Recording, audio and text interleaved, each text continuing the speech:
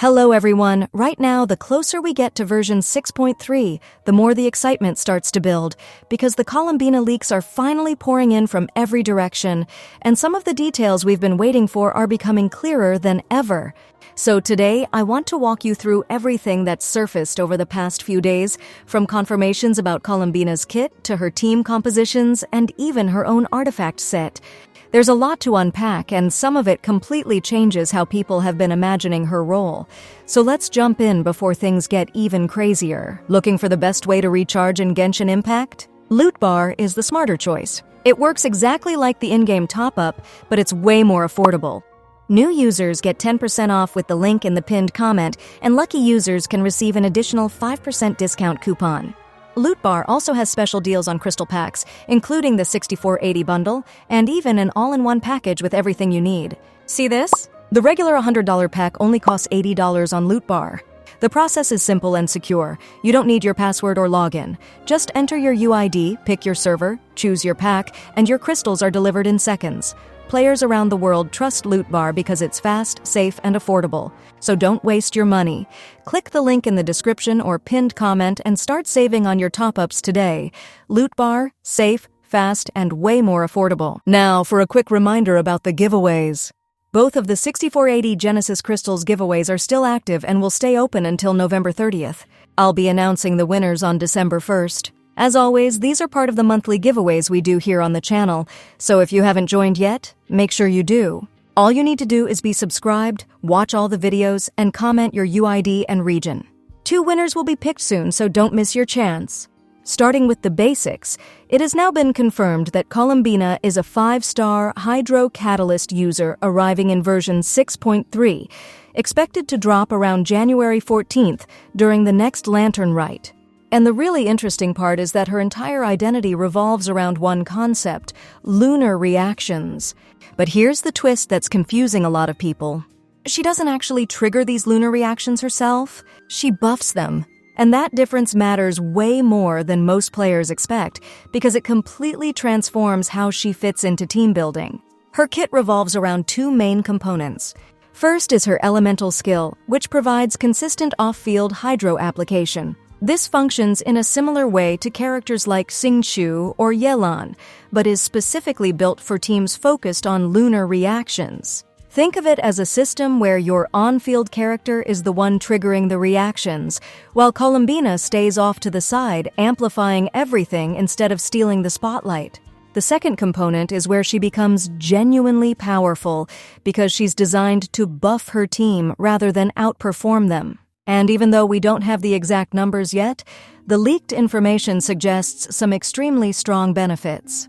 We still don't have concrete details about her specific buffs, but the current rumors mention something like a 50% lunar reaction damage increase shared across the entire team, along with a 50% attack buff and interruption resistance for Hydro, Anemo, Dendro, Electro, and Geo characters. Early leaks previously claimed she wouldn't provide elemental mastery, but since beta adjustments happen every patch, that could easily change once testing begins in early December. It's important not to treat any of these values as final, but this does give us a clear direction for what Colombina is intended to do. People have been debating for months whether she's supposed to be a support or a DPS, and the answer is both, depending entirely on how far you invest. At C0, she functions as a pure support focused on buffing lunar reaction teams and providing off-field hydro. But once you reach C2, her role shifts dramatically. That constellation turns her into a sub-DPS who scales based on the number of non-cryo characters you bring.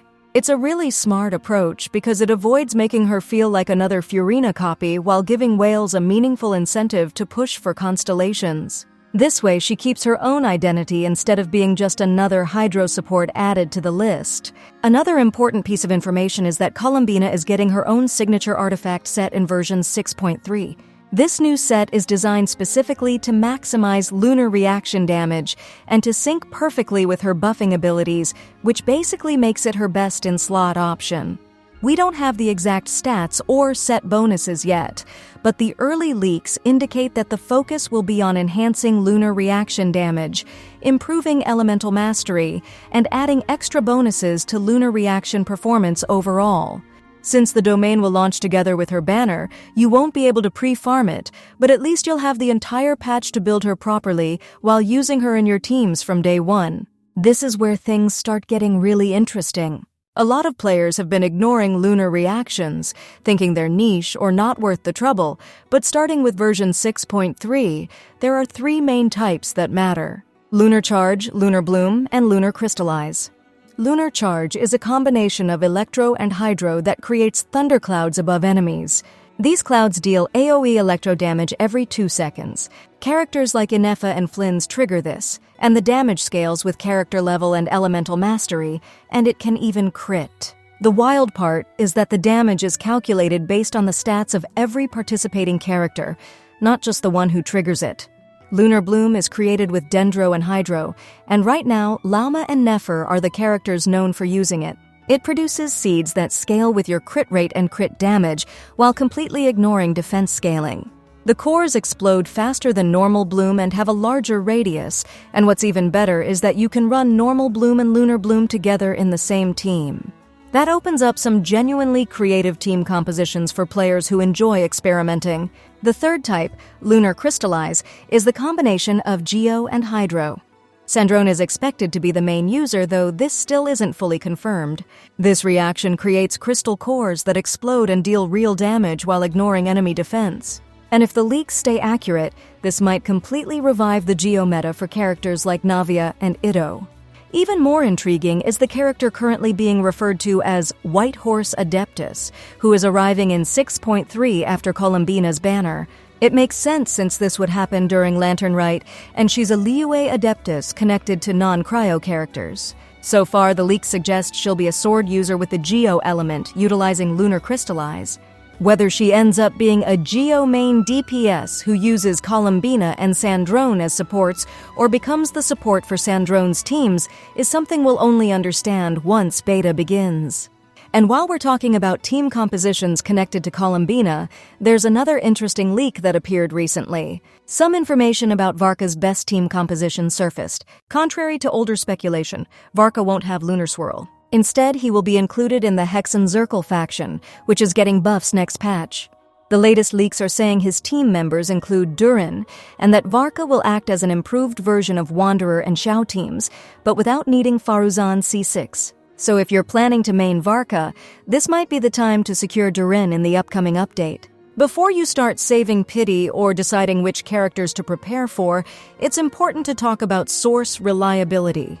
Multiple trusted sources have confirmed the 50% lunar reaction damage buff and the off-field hydro application for Colombina, so these parts are fairly solid. The January 14th release timing is also based on consistent version cycle calculations, so that's very likely correct. However, earlier leaks claiming she would be a universal DPS were later corrected by more recent information saying that her primary role is support for lunar reactions, with sub-DPS or even DPS potential, specifically at C2. Details like these can still shift once beta begins, so staying cautious is always the safest approach. Beta leaks should start around December 3rd, and official showcases will likely come near the end of December during the version 6.3 live stream. That's when we'll finally see which parts of the speculation were accurate and which ones were adjusted during testing. As for the banner order, version 6.3 Phase 1 is expected to feature Colombina, while Phase 2 is likely to bring the White Horse Adeptus and possibly a Nouvelette rerun. That's all the information we have so far, and honestly, the faction system seems to be the new direction the game is heading in. Colombina looks like the first major support fully designed around this archetype. Whether that excites you or makes you worry about team limitations will depend entirely on how you like to build your roster.